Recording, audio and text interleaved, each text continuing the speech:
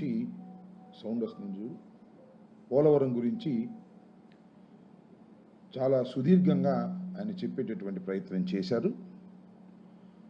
దాంతోపాటు ఈ పోలవరం ప్రాజెక్టు ఆయన మాటల్లో చాలా అసత్యాలను, ఒక విధంగా చెప్పాలంటే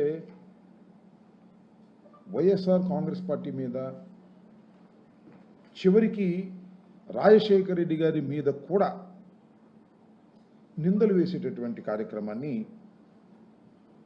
ఆయన ప్రయత్నం చేశారు. రాజశేఖర రెడ్డి గారు వచ్చిన తర్వాత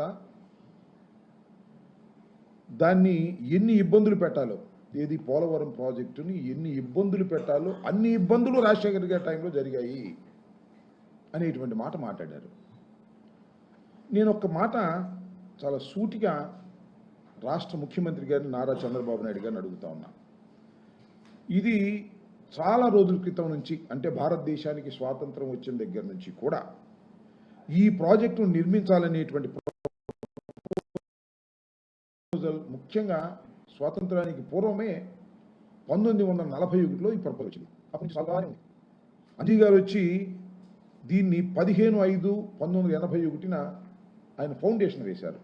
ఊరిని రాయి మాత్రమే ఫౌండేషన్ వేశారు, దాన్ని ఏం పట్టించుకోలేదు. చంద్రబాబు నాయుడు గారు వాళ్ళు చెప్తున్నారు కదా, ఇది జీవనాడి, ఇది వెన్నెముక, నదుల అనుసంధానానికి ఇది చాలా ప్రధానమైంది. పోలవరం ప్రాజెక్ట్ అనేది నిర్మాణం జరిగితే రాష్ట్ర ప్రజలు నీటి కోసం, నీటి ఎద్దడి కోసం, ఇంక్లూడింగ్ రాయలసీమ ఎక్కడా కూడా ఇబ్బంది పడవలసిన అవసరం ఉండదు. అలాంటి మహత్తరమైన ప్రాజెక్టు ఇది అని చెప్తున్నారు. సంతోషం. అయ్యో చంద్రబాబు నాయుడు గారు, మీరు రాజశేఖర రెడ్డి గారు వచ్చి ఫౌండేషన్ స్టోన్ వేసి పనులు ప్రారంభించేంత వరకు 2004 నవంబర్లో రాజశేఖర రెడ్డి గారు ఫౌండేషన్ వేశారు. కుడి ఎడమ కాలువలు తవ్వేటటువంటి ప్రయత్నం చేశారు. చాలా వేగవంతంగా ఆ కార్యక్రమాల్ని ప్రారంభించేటటువంటి పని రాజశేఖర రెడ్డి గారు చేశారు. నేను అడుగుతా ఉన్నా, చంద్రబాబు నాయుడు గారు ఎన్టీ రామారావు గారిని వెన్నుపోటు పొడిచి అధికారంలోకి వచ్చిన తర్వాత కంటిన్యూస్గా, ఈ రాష్ట్ర దురదృష్టమో అదృష్టమో నాకు తెలియదు కానీ, మళ్ళా రాజశేఖర రెడ్డి గారు ముఖ్యమంత్రి అయ్యేంత వరకు 2004 వరకు మీరే ముఖ్యమంత్రిగా ఉన్నారుగా, ఎందుకు ఈ జీవనాడి గురించి అసలు మీరు ఆలోచన చేయలేదు? ఎందుకు దీనికి ఫౌండేషన్ స్టోన్ వేసి మళ్ళీ తిరిగి పన్ను ప్రారంభించాలనే ఆలోచన మీకు ఎందుకు రాలేదు?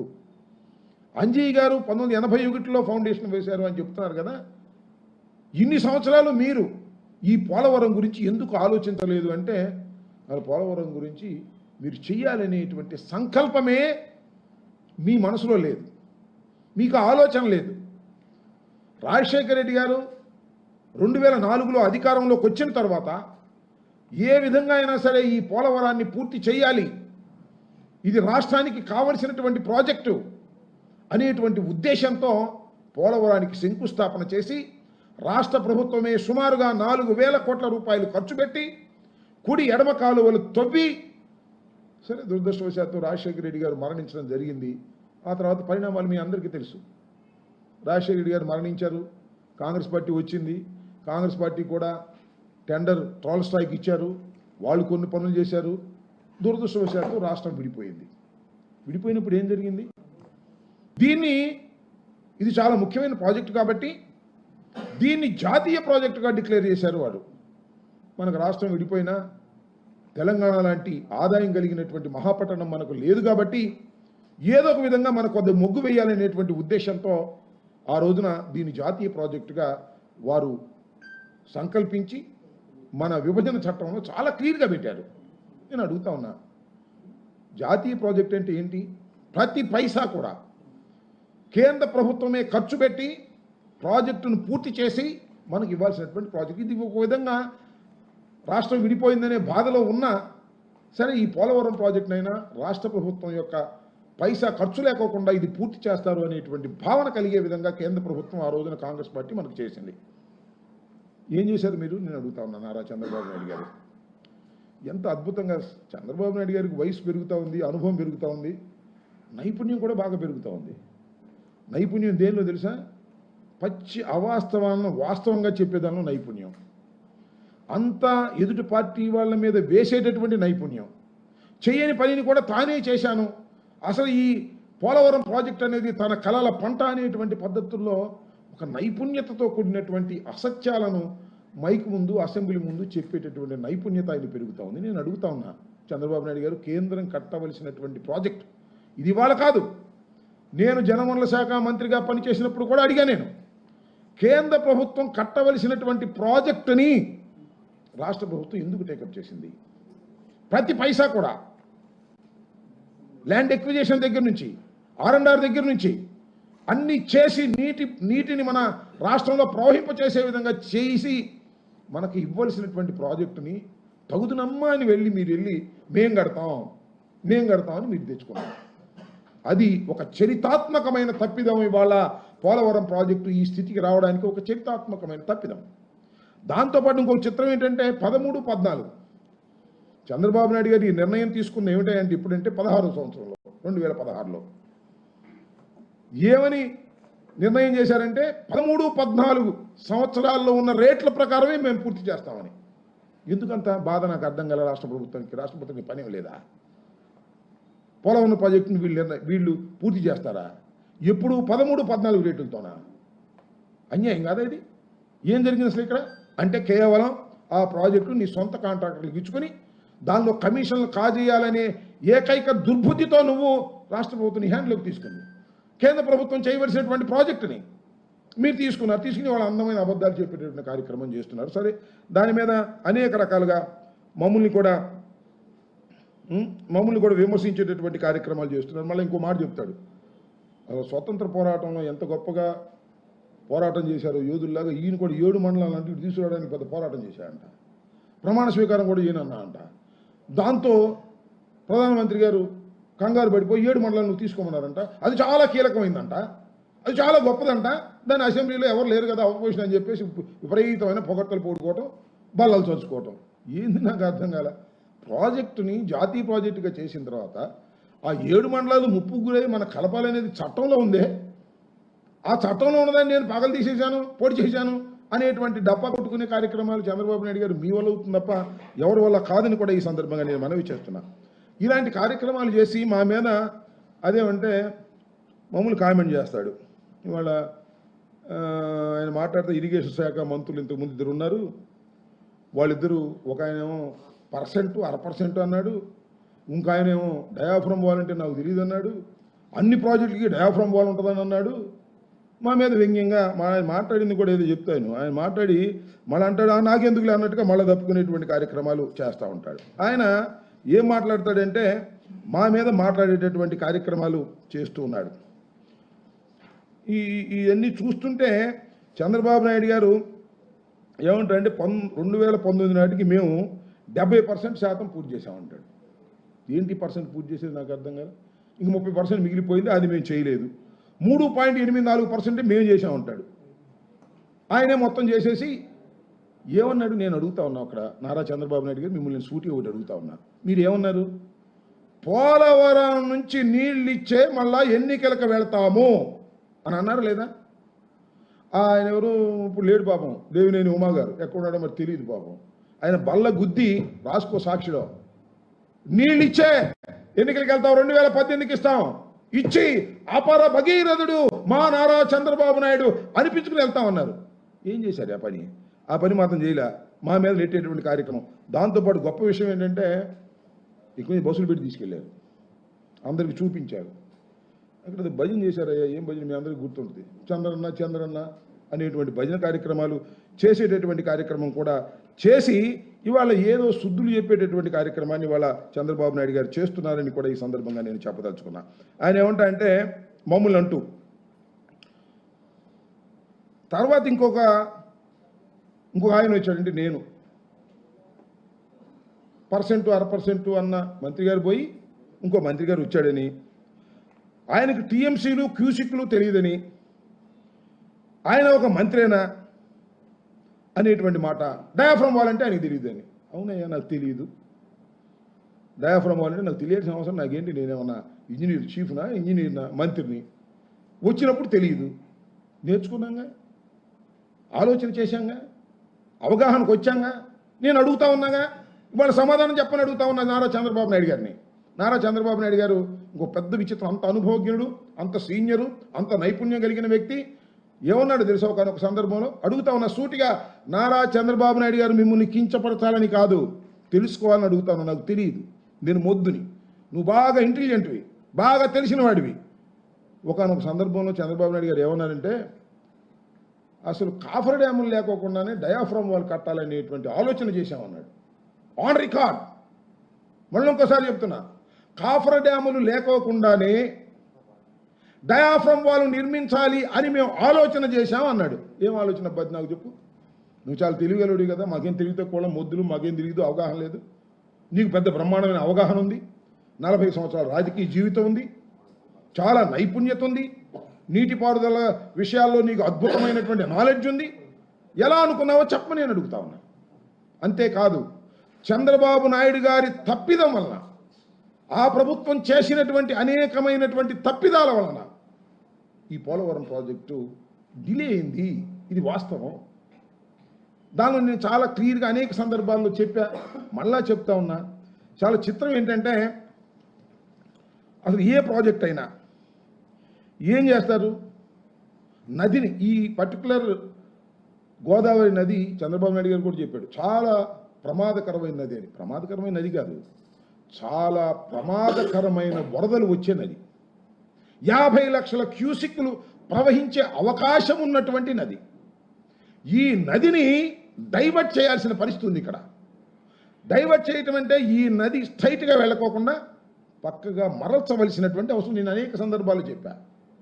ఇక్కడ చంద్రబాబు నాయుడు గారు చేసింది ఏమిటంటే, ఆ నదిని డైవర్ట్ చేసే కార్యక్రమం చేసి, నది డైవర్షన్ పూర్తి కాకోకుండా నదీ ప్రవాహం పక్కగా మరలి వెళ్ళేటటువంటి స్పిల్వేని, అప్రోచ్ ఛానల్ని, పైలట్ ఛానల్ని, వేటిని పూర్తి చేయకోకుండా చంద్రబాబు నాయుడు గారు చేసిన పెద్ద తప్పిదం ఏమిటంటే, డయాఫ్రమ్ వాల్ కట్టేశారు. డయాఫ్రమ్ వాల్ అంటే ఎత్తకం రాక్ ఫిల్లింగ్ డ్యామ్కి సంబంధించినటువంటి పునాది. అది నదీ ప్రవాహం ఇలా ఉంటే ఆ మధ్యలో ఉంటుంది. నదీ ప్రవాహం ఇలా ఉన్నప్పుడు అది మధ్యలో కడితే అది కొట్టుకుపోతుంది. కాబట్టి నదీ ప్రవాహాన్ని మరలించేటటువంటి కార్యక్రమం చేయాలి చంద్రబాబు నాయుడు గారు. చేశారా? అయ్యా చంద్రబాబు నాయుడు గారు the most knowledgeable person, most senior politician భారతదేశంలోనే, నీటిపారుదల మీద అవగాహన ఉన్నటువంటి వ్యక్తి, ఏం చేశారు మీరు అడుగుతా ఉన్నా. మీరు ఆ డయాఫ్రమ్ వాల్ని 2016లో గ్యాప్ 2లో నిర్మాణం ప్రారంభించి ఒక చరితాత్మకమైన తప్పిదం చేశారు. ఆ నది డైవర్షన్ పూర్తి కాల, స్పిల్వే పూర్తి కాల, అప్రోచ్ ఛానల్ పూర్తి కాల, పైలట్ ఛానల్ పూర్తి కాల. పూర్తి కాకుండా మీరు డయాఫ్రమ్ వాల్ వేశారు. కాఫర్ డ్యాములు పూర్తి చేశారా? కాఫర్ డ్యాములు పూర్తి చేయాలి. సగం కాఫర్ డ్యాములు పూర్తి చేశారు. తర్వాత ఏం జరిగింది? ఈ కాఫర్ డ్యాములు పూర్తి చేస్తే నదీ డైవర్షన్ కంప్లీట్ కాకపోతే ఈ కాఫర్ డ్యాములు కొట్టుకుపోతాయి. కాబట్టి కాఫర్ డ్యాముల్లో గ్యాపులు ఎట్టు పెట్టాలి అనేటువంటి నిర్ణయానికి వచ్చారు. మీరే చివరికి అట్టు పెట్టారు. మీ టైంలోనే నేను మనవి చేస్తున్నా, 100% మీ టైంలోనే డయాఫ్రమ్ వాల్ దెబ్బతినడం ప్రారంభమైంది. Not only diaphragm wall, coffer డ్యాములకు ఉన్నటువంటి జెడ్ రౌటింగ్ అని ఉంటుంది కింద, దానికి కూడా డయాఫ్రమ్ వాల్ లాగానే ఉంటుంది. అది కూడా వాటి టైంలోనే దెబ్బతింటం మొదలెట్టింది. దేనికి కారణం?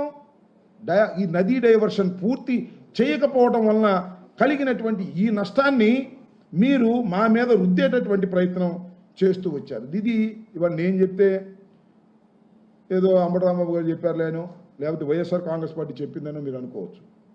నేను కాదు చెప్పింది, ఇది ఈ రాష్ట్ర ప్రభుత్వం కాదు చెప్పింది, ఇది కేంద్ర ప్రభుత్వం అంతకంటే కాదు. జనవనరులకు సంబంధించినటువంటి కేంద్ర ప్రభుత్వం కానీ సిడబ్ల్యూసి కూడా కాదు. మేము డయాఫ్రమ్ వాల్ అయితే ఎప్పుడు కొట్టుకుపోయిందో, ఈ డయాఫ్రమ్ వాల్ని కొత్త దాన్ని వేయాలని నిర్ణయించారో, ఆ నిర్ణయించినప్పుడు మేము రాష్ట్ర ప్రభుత్వంలో ఉన్నప్పుడు మేము ఒక రికమెండ్ చేశాం. అయ్యా, ఇది దేశంలోనే ఉన్న నిపుణులతో ఒకసారి పరిశీలన చేయండి, ఇది చాలా ఇంపార్టెంట్ ప్రాజెక్ట్, ఇది జీవనాడిది. డాక్టర్ వైఎస్ రాజశేఖర రెడ్డి గారు ఫౌండేషన్ వేసి ప్రారంభించినటువంటిది, రాజశేఖర రెడ్డి గారు కలలుగన్నటువంటి ప్రాజెక్ట్ ఇది. ఈ ప్రాజెక్టు మధ్యలో ఈ డయాఫ్రమ్ వాల్ దెబ్బతినిపోవటం వల్ల ప్రాజెక్ట్ కుంటుపడింది కాబట్టి దీని మీద స్టడీ చేయాలని మేము కేంద్ర ప్రభుత్వాన్ని రిక్వెస్ట్ చేస్తే కేంద్ర ప్రభుత్వం ఒక నిపుణుల కమిటీ వేసింది. ఆ నిపుణులు ఎవరో తెలుసా? ఆంధ్ర వాళ్ళు కాదు, ఇండియా వాళ్ళు కాదు, ఇద్దరు కెనడా వాళ్ళు, ఇద్దరు యుఎస్ వాళ్ళు, నలుగురు. వీరెవరు? ప్రపంచంలోనే నీటిపారుదల మీద, ప్రాజెక్టుల మీద అత్యంత అనుభవం, నాలెడ్జి ఉన్నటువంటి వాళ్ళు. బహుశా చంద్రబాబు అంత నాలెడ్జ్ లేకపోవచ్చు. ప్రపంచంలోనే అత్యంత అద్భుతమైన నాలెడ్జ్ కలిగిన వారిని సెలెక్ట్ చేసుకొని కోట్ల రూపాయలు ఖర్చు పెట్టి వారిని పిలిచాం. వారు వచ్చారు, ప్రాజెక్ట్ సైట్లోకి దిగారు. ప్రాజెక్ట్ సైట్లో ఉండి మొత్తం పరిశీలన చేసి వాళ్ళు ఒక నిర్ణయానికి వచ్చారు. వాళ్ళు సిడబ్ల్యూసికి ఒక తాత్కాలిక నివేదిక ఇచ్చారు.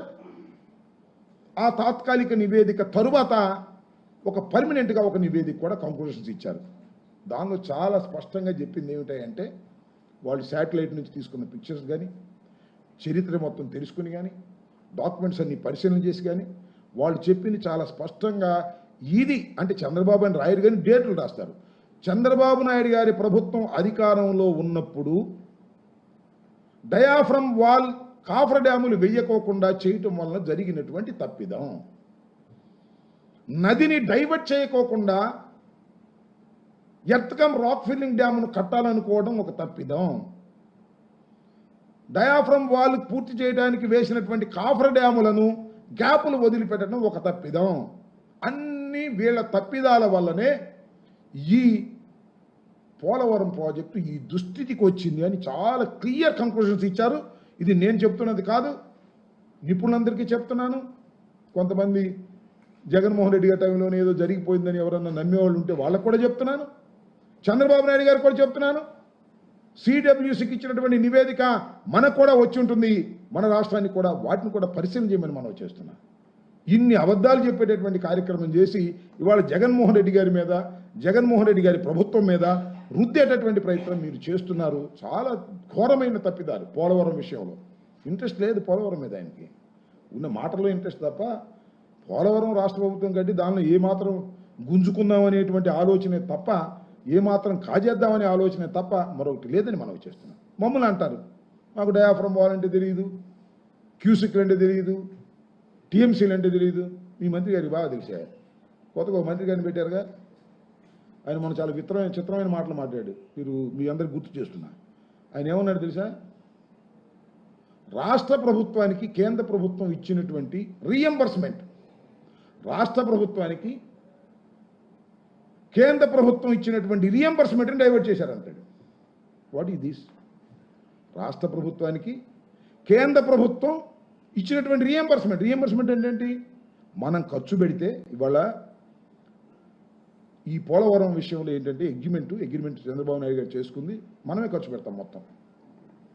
మనం ఖర్చు పెట్టిన తర్వాత మన బిల్లులన్నీ కట్టేసిన తర్వాత కాంట్రాక్టర్లకి, అయ్యా ఈ బిల్లు కట్టాం, ఇదిగో ఈ 7,000 కోట్ల రూపాయలు మేము కట్టామంటే ఆ 7,000 కోట్ల రూపాయలు వాళ్ళు మనకి రీఎంబర్స్ చేస్తారు. అలా రీఎంబర్స్ చేసినటువంటి డబ్బుని జగన్మోహన్ రెడ్డి గారు డైవర్ట్ చేసుకున్నాడంట. రాష్ట్ర ప్రభుత్వం కట్టిన డబ్బును డైవర్ట్ చేసుకోవడం ఏంటో నాకు అర్థం కాల. ఇలాంటి నాలెడ్జ్ కలిగినటువంటి వ్యక్తుల్ని మీరు మంత్రులుగా పెట్టి మాకేమి రాదు, మాకేమి రాదు, మీకే బాగా వచ్చు, ఆ రామానాయుడు గారికే బాగా వచ్చు, మరి ఇదేంటి దీని పరిస్థితి? ఇంతే కాదు, ఇంకోటి కూడా చెప్తున్నా. ఇక్కడ కీలకమైనటువంటి అంశం చెప్పాలి మీ అందరికీ కూడా. మీ ద్వారా ప్రజలకు చెప్పాలి, మీ ద్వారా ఆంధ్ర రాష్ట్ర ప్రజలకు చెప్పాలి. మరొక ఘోరమైన తప్పిదం ఇవాళ చంద్రబాబు నాయుడు గారు చేస్తున్నారు. అది భవిష్యత్తులో కూడా మనం ఎప్పుడు కూడా సరి చేసుకోలేనటువంటి ఒక పెద్ద తప్పిదాన్ని చంద్రబాబు నాయుడు గారు ఇవాళ చేశారు. అది చాలా దురదృష్టకరమైంది. దాన్ని కూడా మీకు చెప్పాలి. చంద్రబాబు నాయుడు గారు, మేము ఆ రోజున చెప్పాం, మొన్న ఈ మధ్యనే కేంద్ర ప్రభుత్వం 12,000 కోట్ల రూపాయల పైచీలకు ఇవ్వడానికి ఫస్ట్ స్టేజ్ 41.15 స్టేజ్కి 12,000 పైచీలకు కోట్ల రూపాయలు ఇవ్వడానికి కేంద్ర ప్రభుత్వం అంగీకరించింది. ఆ అంగీకరించినప్పుడు అది అంగీకరించడానికి గల కారణం ఏంటో నేను ప్రత్యేకంగా మీకు చెప్పాల్సిన అవసరం లేదు. అది ఎప్పటి నుంచో మేము ప్రయత్నం చేస్తున్నాం. వైఎస్ఆర్ కాంగ్రెస్ పార్టీ, జగన్మోహన్ రెడ్డి గారు ఎప్పటి నుంచో దాన్ని ప్రయత్నం చేసేటటువంటి కార్యక్రమం చేస్తుంటే అది మొన్నంటే సుమారుగా వెళ్ళి కేంద్ర ప్రభుత్వం క్యాబినెట్లో దాన్ని అంగీకరించడం జరిగింది. ఆ 12,000 కోట్ల రూపాయలు విడుదలకు కూడా వారు సిద్ధం చేసినటువంటి సందర్భం. నేను ఇక్కడ మనవి చేసేది ఏంటంటే, ఆ 12,000 కోట్ల రూపాయలు ఇచ్చే ముందు కేంద్ర క్యాబినెట్లో ఒక తీర్మానం జరిగింది. ఇది 2 స్టేజెస్లో పూర్తి చేస్తారు పోలవరాన్ని. ఈ 2 స్టేజెస్ కూడా 41.15 ఒకటి, 45.72 ఒకటి, 2 స్టేజ్లు. దీన్ని జగన్మోహన్ రెడ్డి గారి ప్రభుత్వం వచ్చిన తర్వాత ఈ 2 స్టేజ్లు తీసుకొచ్చిందని గౌరవనీయులైనటువంటి ఇరిగేషన్ శాఖ మంత్రి గారు చెప్పారు మొన్న. అప్పుడు నేను సమాధానం చెప్పాను, ఏమండి ఇరిగేషన్ శాఖ మంత్రి గారు, మీరు తెలియకపోతే తెలుసుకోండి, నేను తెలుసుకుని మాట్లాడుతున్నాను. ఫస్ట్ స్టేజ్, సెకండ్ స్టేజ్ అనేది ఒకరు నిర్ణయించేది కాదు, ప్రభుత్వాలు నిర్ణయించేది కాదు. ప్రాజెక్టు మాన్యువల్లో దాన్ని నిర్ణయిస్తారు. పులిచింతల్లో కూడా ఫస్ట్ స్టేజ్, సెకండ్ స్టేజ్ చేశాం. ఇది కూడా ఫస్ట్ స్టేజ్, సెకండ్ స్టేజ్ అనేది వాళ్ళు నిర్ణయిస్తారు. జగన్మోహన్ రెడ్డి గారే దీన్ని తీసుకొచ్చారనేటువంటి మాట మాట్లాడారు. 41.15కే ఇవాళ పరిమితం చేశారు చంద్రబాబు నాయుడు గారు, అదేవిధంగా మోడీ గారి ప్రభుత్వాలు. ఈ 2 కలిసి ఈ రాష్ట్రంలో పోలవరం అనేటువంటి ఒక జీవనాడిని సర్వనాశనం చేసేటటువంటి నిర్ణయం తీసుకున్నారు. అది ఏమిటంటే 41.15కు మాత్రమే పరిమితం చేసి అంతవరకే 12,000 కోట్ల రూపాయలు డబ్బులు ఇచ్చే విధంగా క్యాబినెట్లో తీర్మానం చేశారు. ఇది వాస్తవం. మేము వాస్తవం కాదు అనుకుంటే చంద్రబాబు నాయుడు గారికి, తెలుగుదేశం పార్టీకి చెప్తున్నా, నా ఆరోపణ అనుకోండి. నేను చెప్తున్నా ఇది వాస్తవం అని. I have such an information, authentic information. మీరు మోడీ గారు కలిసి సర్వనాశనం చేసేటటువంటి కార్యక్రమం చేశారు. 41.15కు మాత్రమే దీన్ని మీరు పరిమితం చేస్తూ క్యాబినెట్లో తీర్మానం చేశారు. ఇవాళ అంటున్నాడు చంద్రబాబు నాయుడు గారు 45.72కు చేసేటటువంటి నిర్ణయం మోడీ గారు తీసుకున్నారు అని. నేను మనవి చేస్తున్నా, క్యాబినెట్లో ఆ నిర్ణయమే తీసుకుంటే క్యాబినెట్ నోట్ చూపించమని సవాల్ చేస్తున్నా. నువ్వు క్యాబినెట్ నోట్ చూపించకపోతే నేను చెప్పింది సత్యమని నమ్మవలసినటువంటి అవసరం ఉంటుంది.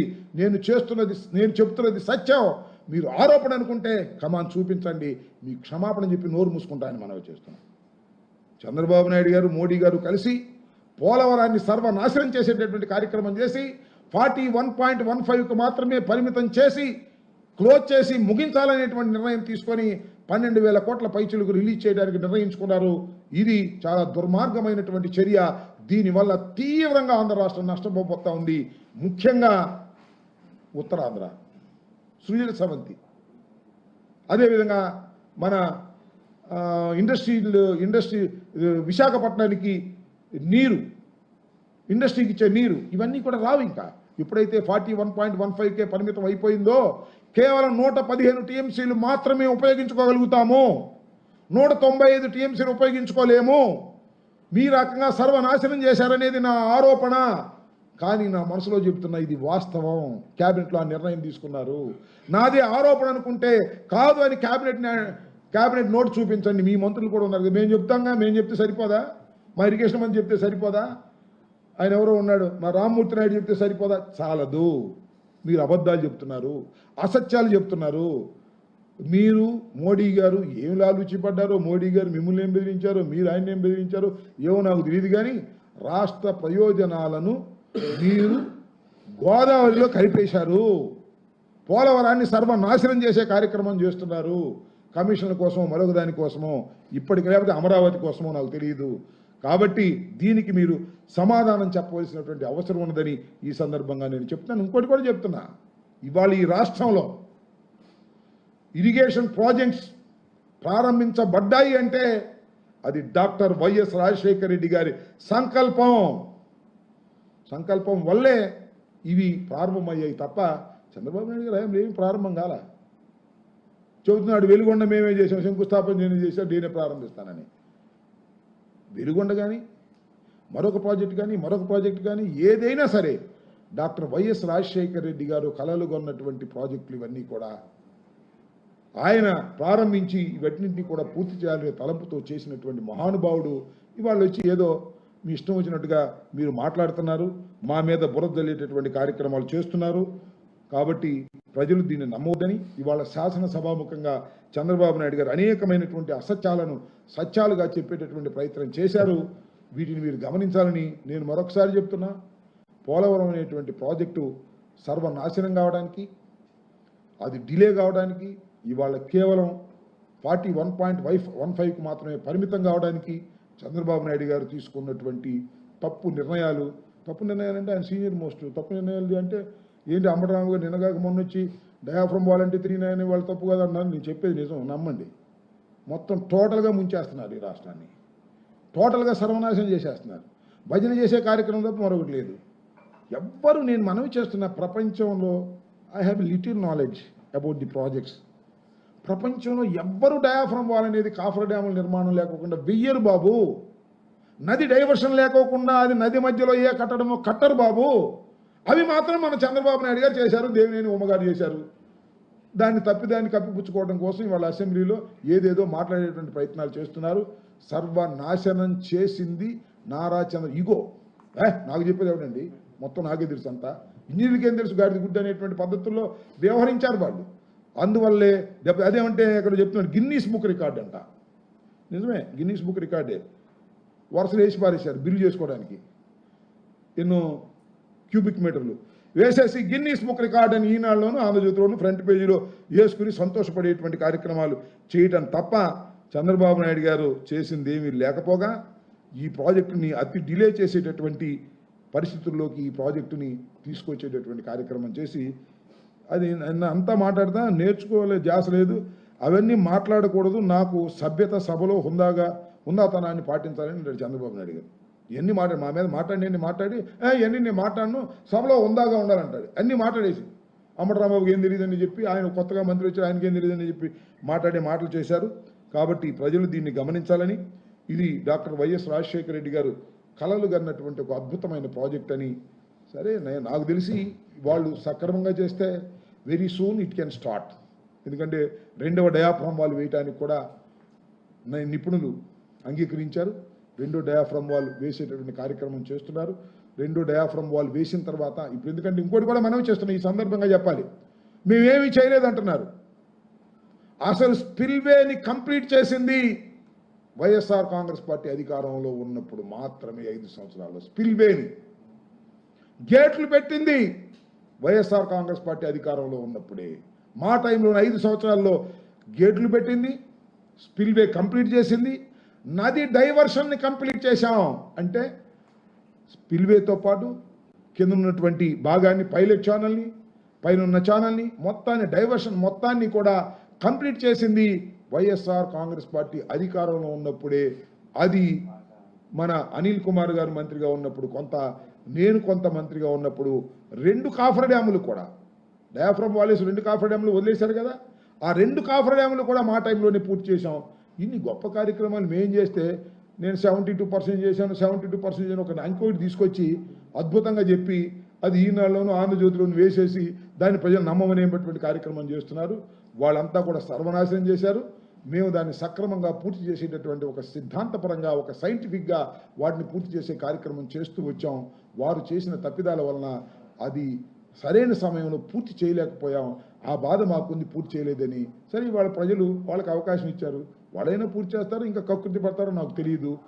45.15కు మాత్రమే పరిమితం చేసే నిర్ణయాలు చేసినటువంటి చంద్రబాబు నాయుడు గారు, మోడీ గారు ఈ రాష్ట్రానికి పెద్ద ద్రోహం చేశారు. కాదు అంటే చూపించమని, క్యాబినెట్ నోటు చూపించమని సవాల్ ఈ సందర్భంగా చేస్తున్నానని మనవి చేస్తున్నాను. ఇంకా చెప్పండి అడిగితే.